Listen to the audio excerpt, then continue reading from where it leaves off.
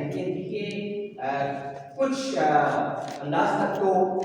فائدہ ہوا، لیکن اس لیول کا یہ ماس سینیریو کریٹ نہیں کر سکی اور مسلمانوں کو اوپر نہیں لا سکی۔ اب بات آ جاتی ہے ہمارے بانی دستگاہ سر سید علیہ رحمہ کیا پھر سر سید علیہ رحمہ کا کیا رول رہا ہے؟ اب 1857 کا دور تھا، اب سر سید علیہ رحمہ کو اگر دیکھا جائے تو وہ 1817 میں پیدا ہوئے تھے اور 1857 میں تو ایک عظیم ہستی اور بہت فوقیت پائی تھی۔ اب جب سر سید علیہ رحمہ نے مسلمانوں کے لیے حالات دیکھے کہ مسلمانوں کی قوم دن بہ دن پیچھے ہو رہی ہے اور علم سے بہت دور ہوتی جا رہی ہے اور بہت سی برائیاں مسلمانوں میں پیدا ہو رہی ہیں، تو سر سید علیہ رحمہ نے سوچا کہ کس طریقے کے ساتھ اس قوم کو اوپر لایا جائے۔ اب اس چیز کے لیے سر سید احمد خان نے صرف ایک چیز کے اوپر غور و فکر کیا اور وہ چیز صرف اور صرف تعلیم و تربیت اور مسلمانوں کو بچانا تھا۔ اب اس چیز کے لیے اگر اس دور میں اتنے عہدے ملنے کے باوجود کوئی اور ہوتا تو شاید اس سینیریو میں اپنا مقصد ضرور کرائے، لیکن سر سید علیہ رحمہ ایک ایسی عظیم ہستی ہیں کہ جنہوں نے اپنے آپ کو قوم کے لیے سر کر دیا اور انہوں نے جو ہے وہ پھر ایک جھنڈا اٹھایا اور کہا کہ میں اس قوم کو تھاموں۔ اب سر سید علیہ رحمہ کی دو شخصیات ہیں، ایک شخصیات 1857 سے پہلے اور ایک شخصیات 1857 کے بعد۔ 1857 سے پہلے والے سر سید علیہ رحمہ کو دیکھا جائے تو ان کا نظریہ الگ سا تھا۔ کتابیں اگر دیکھی جائے جو انہوں نے 1857 سے پہلے لکھی، سلسلہ الملک ہو گیا، اثار الصنادیق ہو گیا، جامع ہو گیا، اگر ان میں دیکھا جائے تو سر سید علیہ رحمہ یا تو تاریخ کو پلٹ رہے تھے، تاریخ کی کھوج کر رہے تھے، اور یا سر سید علیہ رحمہ کی جو ڈکٹیشن تھی وہ ساری کی ساری ریلیجن کی طرف تھی، مذہب کی طرف تھی۔ لیکن 1857 کا بدل جب سر سید علیہ رحمہ نے اپنی آنکھوں سے دیکھا، جب وہ مناظر مسلمانوں کی تباہی کو اپنے آنکھوں سے دیکھا تو سر سید علیہ رحمہ نے سوچا کہ آپ اس قوم کے لیے کچھ کرنا ہے۔ اب سر سید احمد خان نے آواز اٹھائی،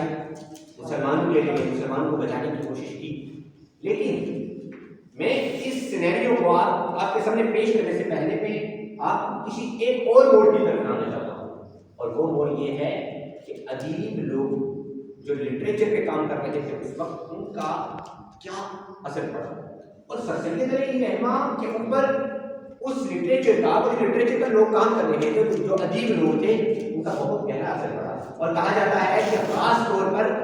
غالب اسد اللہ غالب جو ایک بہت بڑے شاعر ہیں، ان کا اثر سر سید علیہ رحمہ کے اوپر اچھے انداز میں پڑا ہے۔ سر سید علیہ رحمہ کا ایک منشور ہوا کرتا تھا، سر سید علیہ رحمہ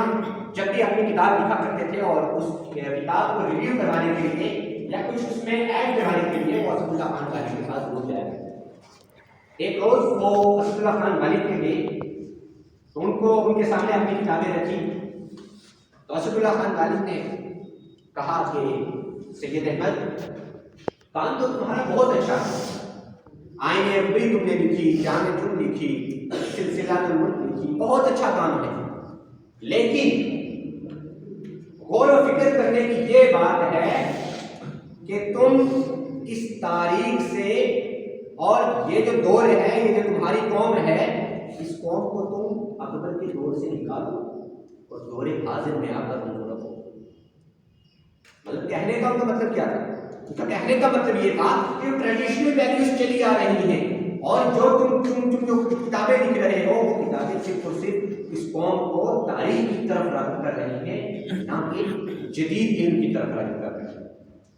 اور بعض